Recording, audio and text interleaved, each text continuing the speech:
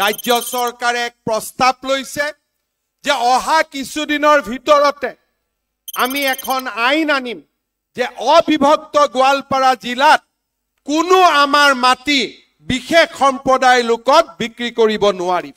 জনজাতীয় লোক, অনুসূচিত জাতিৰ লোক, অন্যান্য পিছপৰা সম্প্ৰদায়ৰ লোকৰ মাজত যিখিনি মাটি বাছি আছে এই মাটিখিনি আমি আৰু ট্ৰান্সফাৰ হ'বৰ কাৰণে দিব নোৱাৰো।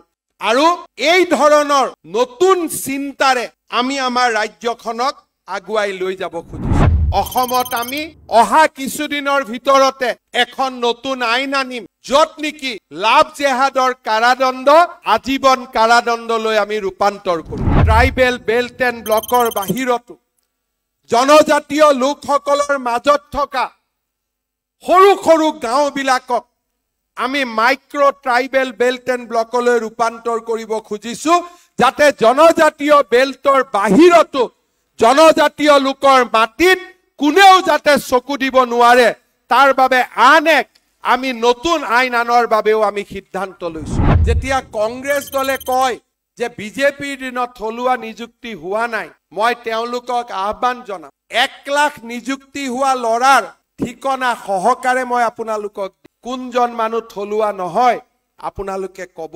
কিন্তু তাৰ ওপৰত গৈও আমি সিদ্ধান্ত লৈছো যে অহা 2 মাহৰ ভিতৰত আমি নতুন ডমিচাইল নীতি আনিম য'ত নেকি স্পষ্টভাৱে লিখা ৰব যে অসমৰ মাটিত জন্ম পোৱা মানুহে অসমত চৰকাৰী চাকৰি পাব পাৰিব।